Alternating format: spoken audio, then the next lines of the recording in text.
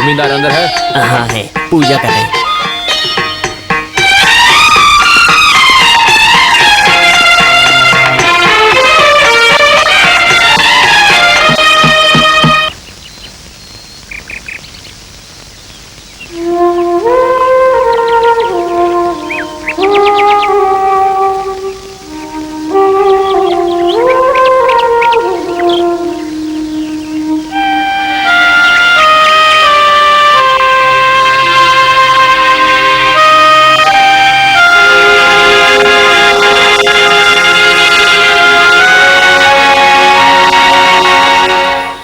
रुक जाइए, बिना कारण के इस घंटे को मत बजाइए। ये समय बताने वाला घंटा है ना? नहीं सर, इसका उद्देश्य अलग है। इस गांव में कोई भी आधी रात के समय इस घंटे का इस्तेमाल कर सकता है। घंटे बजाने वाले का उद्देश्य चाहे कोई भी हो, उसका समाधान करने के बाद ही घर वाले खाना खाते हैं। ये खानदान से चली आ रही परंपरा है जो अभी भी जिंदा है इस ज़माने में, अभी भी। हाँ सर, ज़माना बदल गया तो भी ये गाँव कामाक्षीपुरम के लोग जमींदार को देवता जैसे मानते हैं। अभी भी लोग इस घंटे को बजाते हैं क्या? हाँ बजाते हैं। ये घंटा बजाने वाली कहानी सुनाए तो आपको पूरा इतिहास बताना पड़ेगा। पिछली बार घटी एक घटना से अभी के जमींदार के साथ संबंध है। नरसिम्हा मडियार की कहानी। इस गांव के साथ ही रहने वाले हैं। चिंदबरम अभी रहे जमींदार ने कुछ पैसे उधार लिए थे, जो समय पर पैसा लौटा नहीं पाया और जमींदार के वक्त मांगता गया। वैसे एक दिन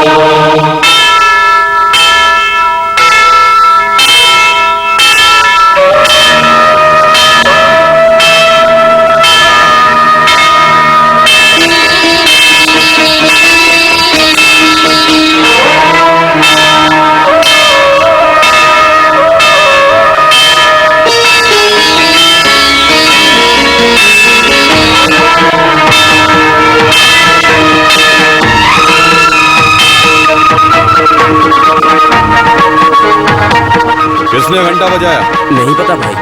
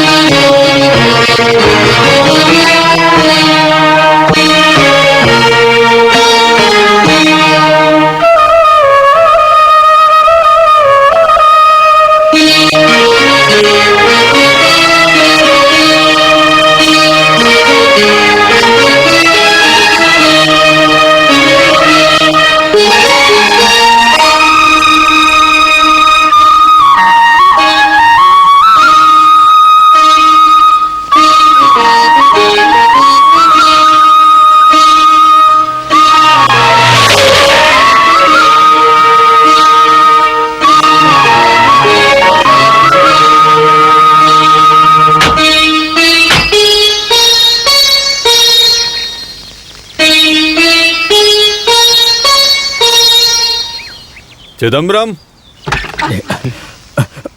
अरे जमींदार मालिक आप।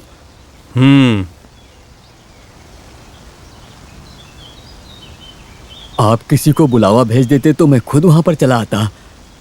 यहाँ बैठने का भी कुछ नहीं है। नहीं, किसने ये चिट्ठी लिखी है? चिट्ठी? मुझे कुछ नहीं पता जमींदार मालिक। कौन है मैथिली? मैथिली मेरी बेटी है। उसे बुलाओ। मैथिली।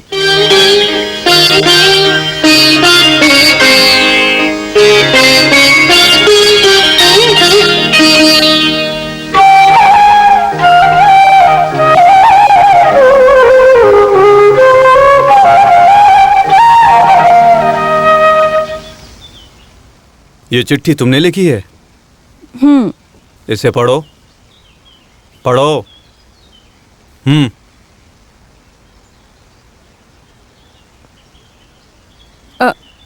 नरसिम्हा मडियार की जानकारी के लिए। पूरा पढ़ो। धंधा का कोई अनुभव ना होने के कारण मेरे पिताजी आपके पास पैसे के लिए आए। उससे धंधा करने के बाद सारे पैसे का नुकसान हो गया। आपने हमें बहुत वक्त दिया, लेकिन मेरे पिताजी समय पर आपका पैसा लौटा नहीं पाए। पैसा लौटा नहीं पा रहे थे, इसीलिए बार बार समय मांगा आपसे। वो आपसे बहुत ज़्यादा डर गए, आत्महत्या करने की कोशिश की। इससे मैं बहुत घबरा गई। इस घर में मेरे जेवर और रहने की जगह मैंने सब गिरवी रख दी, लेकिन इसके बाद भी आपसे लिए पैसे पूरे नहीं हो पा रहे थे। मुझे कुछ समझ में नहीं आ रहा था।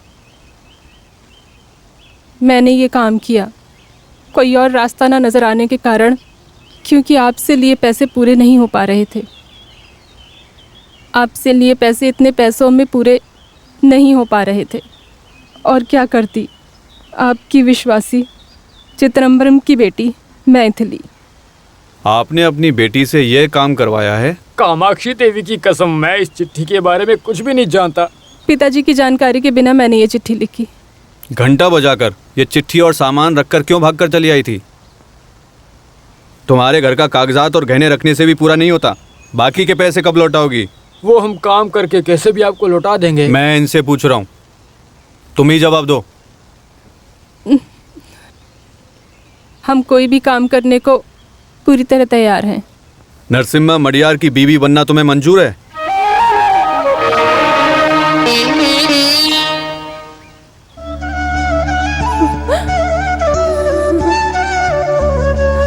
जमींदार मालिक, आप ये क्या कह रहे हैं? आपके सामने खड़ा रहने की हमारी औकात तक नहीं है। मैं और आप आपके ऐसा कह जाति रहे और हैं। गोत्र के बारे में नहीं पूछा हूँ, विवाह के बारे में पूछा हूँ। अगर मैथिली को पसंद हो तो अगले किसी मुहूर्त में कामाक्षी देवी के मंदिर में तुम नरसिम्हा मडियार की बीवी बनोगी।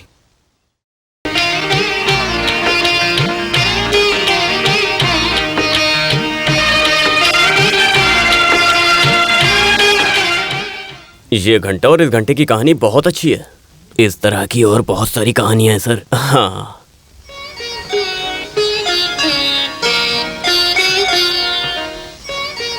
हमारी सेंट्रल जेल का जल्लाद, उसे हमने हर जगह ढूंढा, फिर भी नहीं मिला। तो तिहाड़ या याड़ावाड़ा जेल से एग्जीक्यूटर को लाने की कोशिश की तो वो लोग आने को तैयार नहीं हो रहे थे। मगर हैदर मडकरी को लटकाना है ये जानकर वो लोग कुछ जवाब दिए बिना ही आने से इनकार कर दिया। फिलहाल तमिलनाडु के गवर्नमेंट होम डिपार्टमेंट रमैया को बुलाया था, लेकिन उसने भी मना कर दिया। अब मैं क्या करूं? नरसिम्हा, अब तुम बताओ मैं क्या करूं? एक रास्ता है उस जेल के जल्लाद को ढूंढने का। उसका नाम क्या है? भैरव। वो चाहे कहीं भी हो, उसे ढूंढना ही होगा। मैं अपनी सर्विस से रिटायर होने से पहले मडकरी को सजा दिला कर रहूंगा।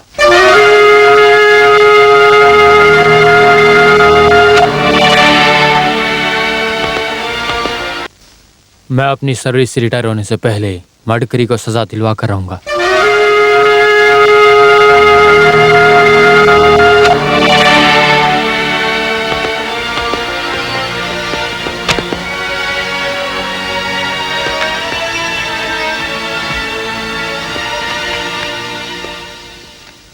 क्या हुआ? जल्लाद के बारे में पता चला? हमने बहुत ढूंढा सर, लेकिन भैरव कहाँ है कुछ पता नहीं चला। तुम्हारे सैल्यूट से ही पता चल गया था कि भैरव तुम्हें नहीं मिला।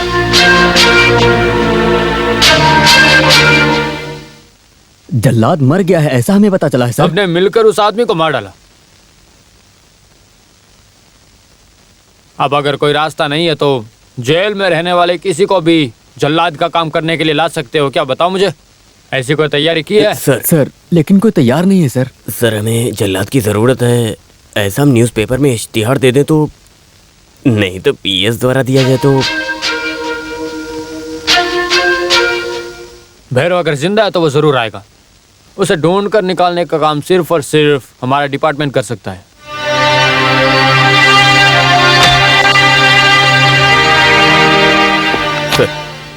सर भैरव जिंदा है और वो कहाँ है? हमने ढूंढ निकाला है। Very good. अभी वो कहाँ है? सर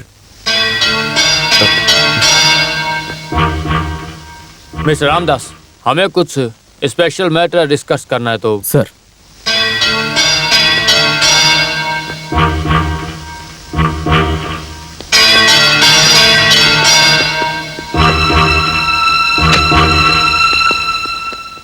तुम जल्लाद को ढूंढ कर निकल लिए। तुम केवल सब इंस्पेक्टर हो, समझे? इस खाकी वर्दी में बहुत गर्मी होती है। ये हैदर ने दिया है। तुम कह दो कि वो कहीं भाग गया।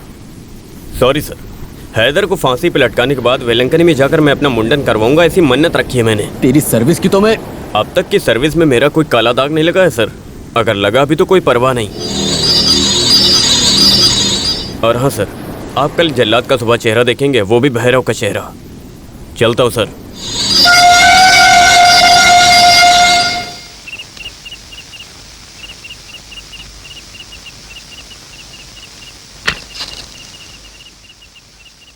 क्या हुआ?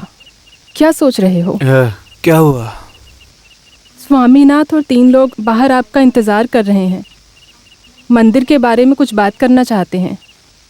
अभी नहीं मिलना चाहता, मेरी तबीयत ठीक नहीं है। क्या आज आप अपना चेहरा किसी को नहीं दिखाएंगे? आपसे मिलने वाले कितने लोग हैं, क्या आप किसी को अपना चेहरा नहीं दिखाएंगे? आप जमींदार हो, आप सबका तकलीफ दूर करते हो। तुम उनसे बात करो, उन्हें क्या चाहिए? जाओ पूछो।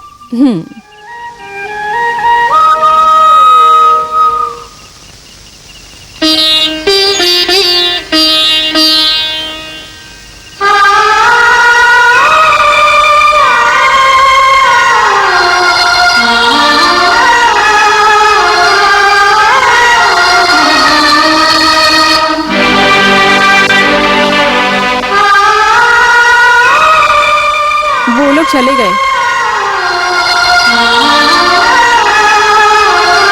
आपको क्या तकलीफ है? मुझे मेरे भाई की याद आ गई।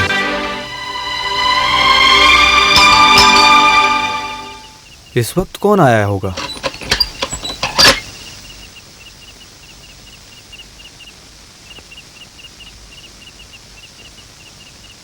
मैं मरार, मुझे माफ कीजिए, मैं पी कर आया हूँ।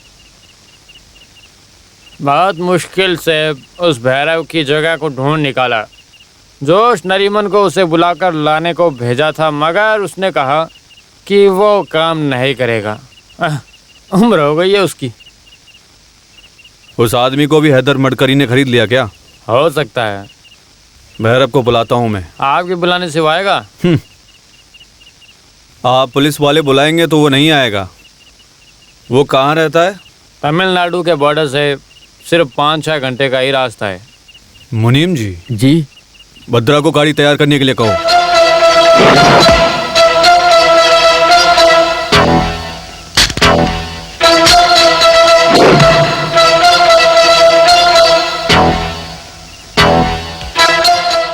मैं नहीं, बाहर जाते समय मैं फालतू बातें नहीं सुनना चाहता।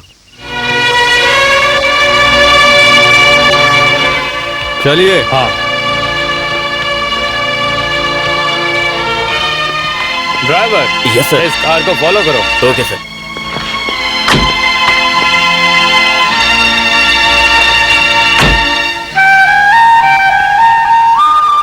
हम्म।